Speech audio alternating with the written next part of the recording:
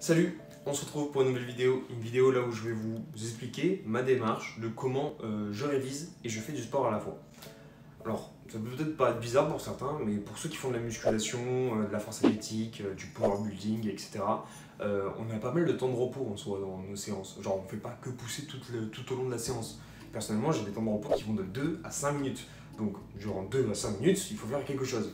Perso, j'ai horreur de juste rester assis sur ma machine ou sur mon banc à attendre que ce soit la fin et repousser. J'aime bien optimiser mon temps. Donc déjà, comme je vous l'avais montré sur cette vidéo-là, je marche pour augmenter ma dépense, rester actif. C'est une chose que j'aime bien faire, même si vous avez l'air un peu con quand vous vous déplacez dans la salle à tourner en rond.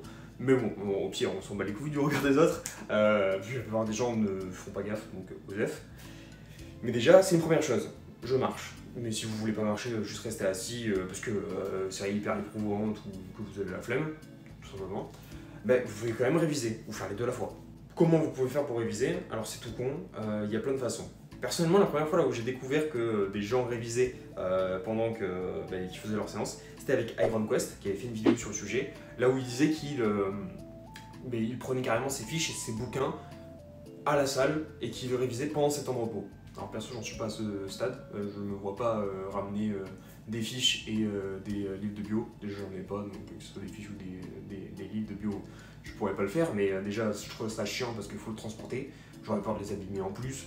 Bref, et en plus, ça fait encore plus voyant, donc si déjà vous n'aimez pas le regard des gens juste en tournant autour de votre machine, alors là, ça va peut-être paraître encore plus bizarre pour les gens. Donc voilà. Perso, c'est pas la méthode que j'utilise. Perso, j'utilise la méthode des flashcards. Alors, qu'est-ce qu'une flashcard? C'est une application, enfin, pas une application, de base, c'est quelque chose qu'on fait sur papier. Le principe, c'est vous prenez un bout de papier, vous écrivez une question, et au dos de cette feuille, vous écrivez la réponse. Ensuite, du coup, quand vous en avez fait plusieurs, etc., vous reprenez ce petit bout de papier, vous lisez la question, et vous essayez de vous creuser les méninges, histoire de trouver la réponse. C'est ce qu'on appelle de la mémoire active. C'est une autre façon d'imprégner, d'enregistrer les connaissances au lieu de juste lire les choses et de potentiellement louper des infos. Là au moins ça vous fait travailler directement. Donc ça marche pour plusieurs personnes, enfin certains types de personnes, etc. Perso, moi ça marche bien, donc je le fais.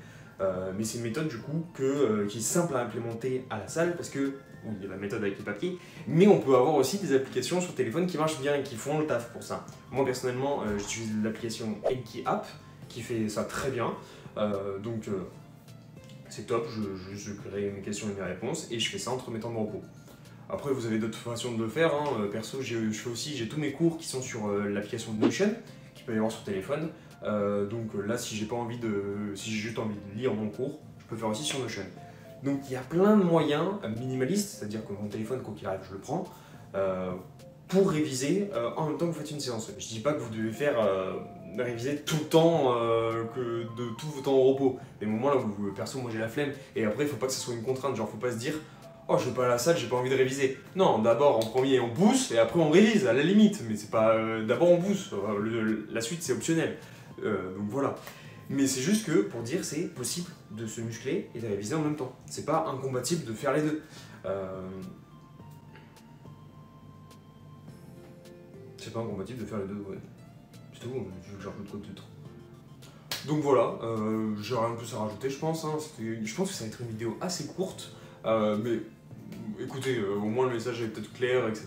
Donc j'espère qu'au moins ça vous aura donné des pistes de réflexion sur comment optimiser votre temps, tout simplement. Et sur ce, on se retrouve pour une prochaine vidéo. Ciao! Ah, je l'aime bien celle-là.